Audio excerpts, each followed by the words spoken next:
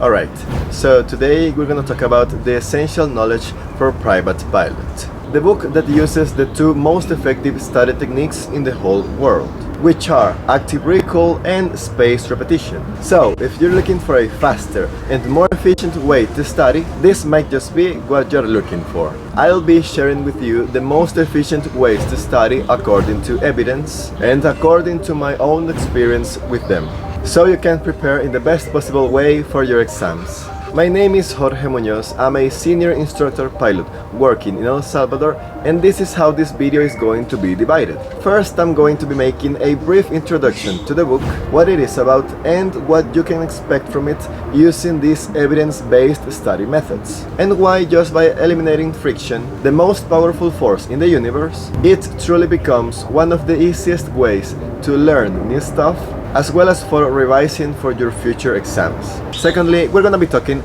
just a bit about the most common but inefficient ways to study we all kinda just use for default, because nobody really teaches us how to study properly. We just tend to do what feels natural for us, which often is rereading our notes or books, highlighting, taking notes, or summarizing.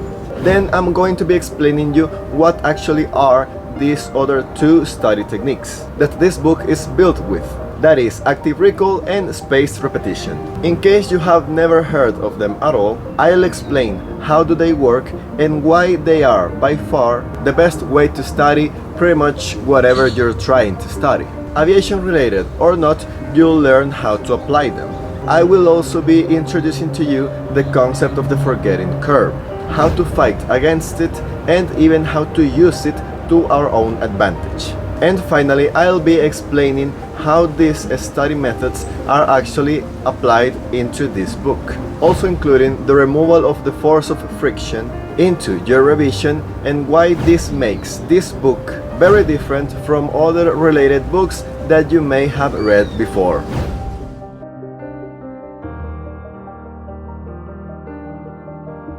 First of all, in case you didn't know, with the Kindle app, you can easily get the first part of this book completely for free.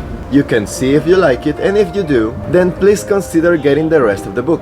Now let's talk about the essential knowledge for private pilot, a book that I wrote a few months ago that you can find in Amazon like a Kindle exclusive. You will find the link of the book in English as well in Spanish in the description of this video. This book is a bank of questions that I've created throughout my years as a student pilot and instructor pilot, with the hope to help student pilots to have an easier path during the early months or even early years of their careers. The point of this book is to help you study effectively, not hard, yet faster, because it uses the two scientifically proven and evidence-based most effective study techniques in the whole world. But before we talk about them, I want to mention that sadly no one really teaches us how to study properly.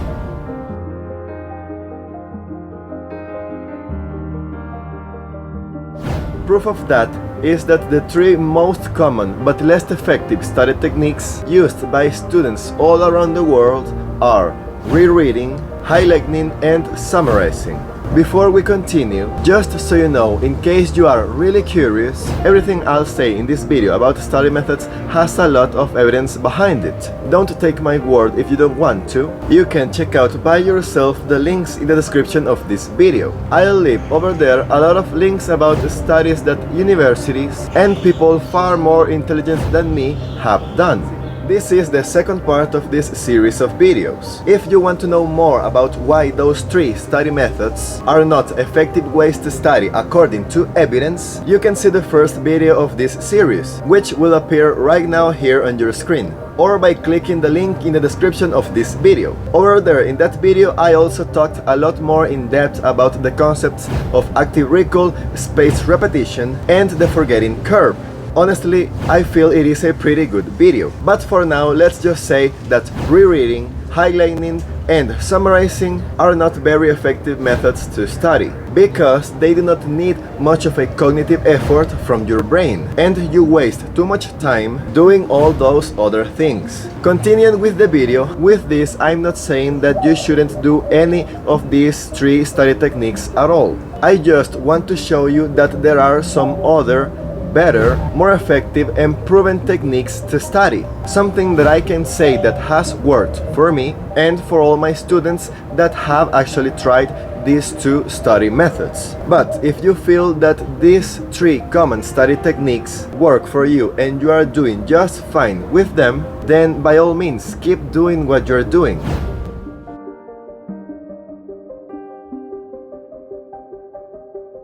Alright, but enough about all the things that we shouldn't be doing. Now let's talk about the things that we should do. The two proven most effective study techniques in the whole world are called active recall and spaced repetition. Again, links in the description about all this information in case you want to double check by yourself. These are not my studies, I'm just sharing the information.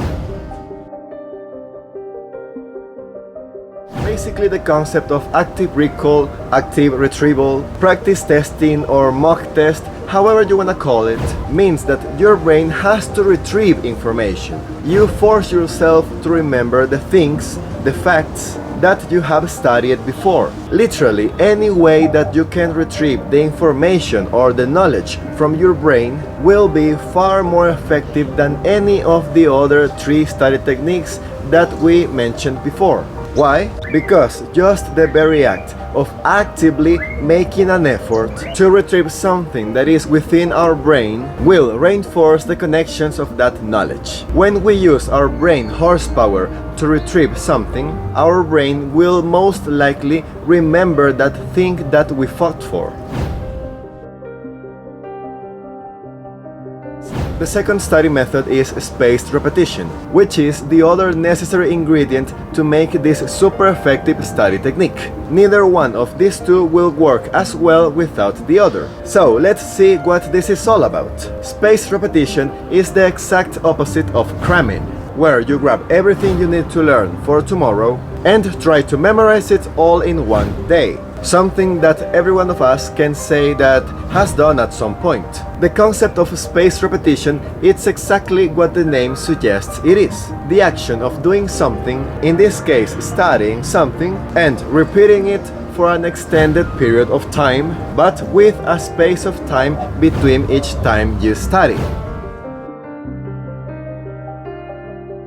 And here it is when it comes the concept of the forgetting curve, which says that, as you may have probably noticed before, as the time passes by, you forget more and more parts and bits, if not the most part of what you once studied. Nothing new here, but the important thing here is that if we interrupt that forgetting curve, the next time this forgetting curve starts in our brain, we will not forget nearly as much as before. But with this method, we are not only fighting back the curve, we are using it to our own advantage, because there are studies that shows that the more we use our brain horsepower and the harder we try to retrieve something from our brain, the longer it will stick once we have already recalled it. So in this sense, what I mean is that the harder it is for our brain to study something, or the more cognitive effort our brain uses to put into that study session, the more we are going to learn and to remember. And if it is easy for you, well, congrats, that means that you are already good at it. So there is actually no real point on trying to keep studying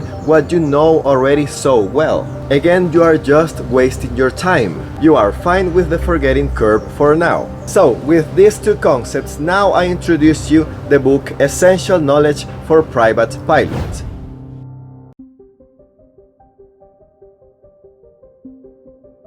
The book I did not wrote as a guru, but as a guide. Now, if you're wondering, the difference between a guru and a guide is that a guru is someone that shows himself as someone that knows everything. Someone that has done everything, is a master of everything. I'm clearly not a guru. A guru might be someone like a pilot that has 20 plus years as a captain at an airline, for example. I'm a guide, someone that is currently ahead of you, but is still very far away from where he wants to be. Someone that can show you and help you with the path that he has already walked. And then we can both walk together to the finish line.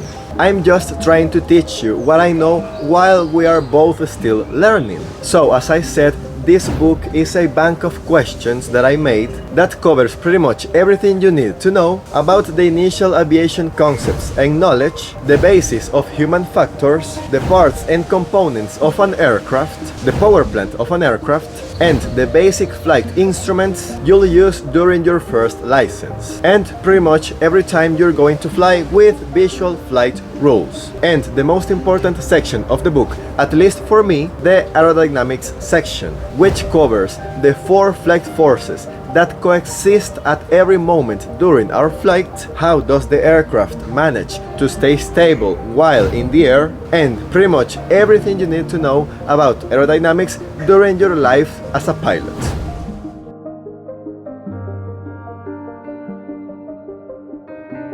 So, the major differences between this particular book and most of the other ones that you can probably find out there is how this one is built. Because it is built in a way that it will be easier for you to use active recall and spaced repetition every time you're going to study. It is different because every question is classified as one out of the 3 possible types of questions. It is different because every question and answer is written with 2 quality assurances present at all times. The book is different because it completely removes the most powerful force in this universe, friction. With all this, I sincerely believe that this book truly becomes one of the easiest ways to learn new stuff, as well as for revising it before future exams. First of all, why do I say this about friction?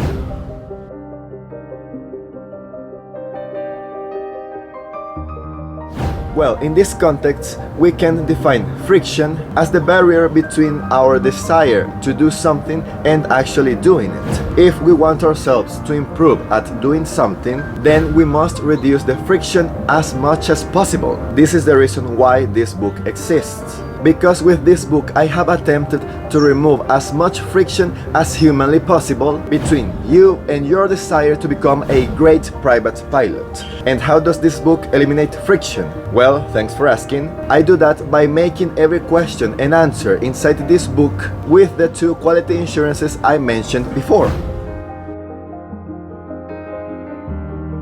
Which are 2 questions that I have asked myself every time I was going to write a question or an answer inside this book. The first question is, does what I'm saying makes any sense? This one I think it's pretty straightforward. I must make sure that what I'm writing is well structured, correct and logical. But the second one is where it starts to become interesting. Could I explain this to a child? If the answer is yes, if I am able to explain something with my own words, in such a simplified way that even a young child could understand it, then it means that I know pretty well what I'm talking about. And you should ask yourself these 2 questions as well every time you want to prove yourself that you have mastered something. But what does this have to do at all with eliminating friction? I'm getting to that. Let me finish. Once I'm sure that every question and answer has passed these 2 quality assurances, I also mentioned before that every question is classified as one out of 3 possible types of question.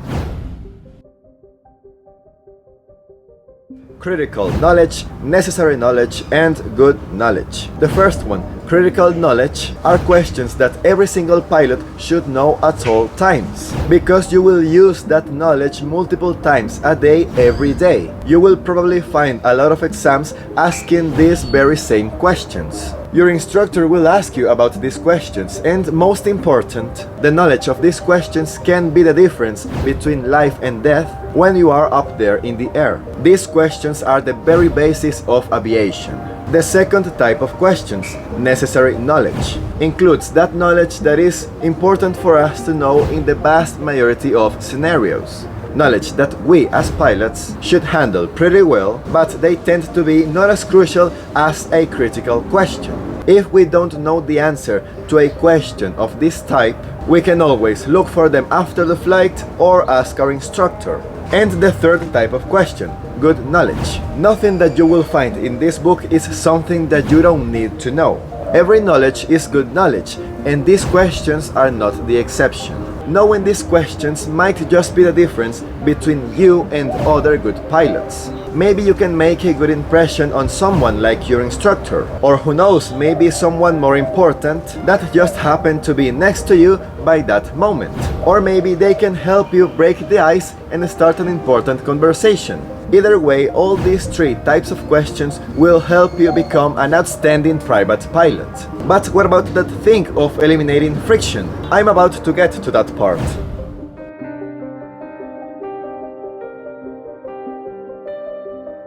When we started talking about why this book was different, I said that it was because it was built in a way that it will be easier for you to use active recall and spaced repetition.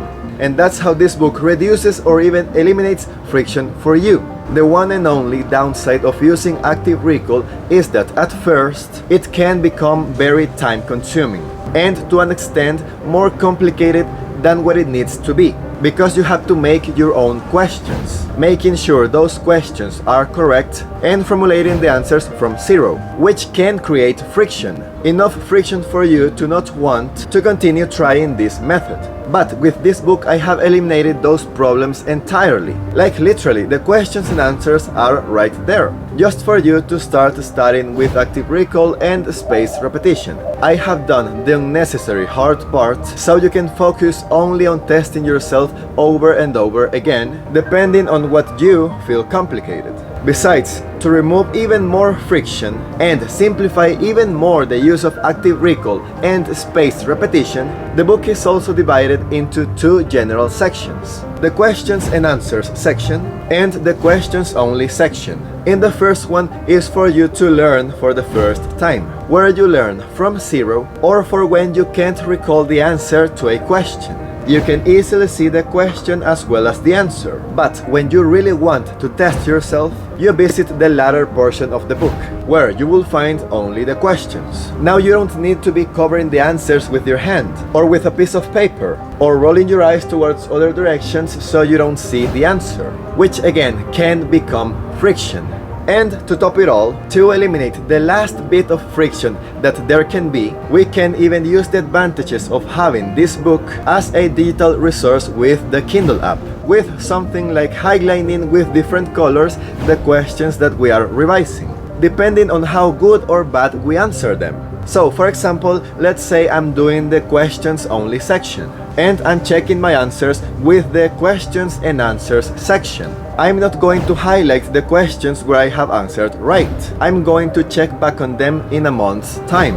But I'm going to highlight with yellow the questions that I have partially answered, that I have an idea but I'm not quite there yet. So I'm going to check back on this in 3 days. And I can even use the notes feature if I want to write down where I have failed. And for those questions where I have completely failed, I'm going to use the color red, also writing down the correct answer with my own words. That is right there the perfect use of active recall and spaced repetition. At the same time, easy, fast, and more effective with few to none friction at all. Of course, you can rewrite, delete, and make all the highlights and notes you need without ever thinking about running out of space or writing over other important notes in your book, besides the fact that it is an ebook. That on itself should reduce a lot of the friction you normally have to deal with when you have a physical book. If you are curious and you want to prepare yourself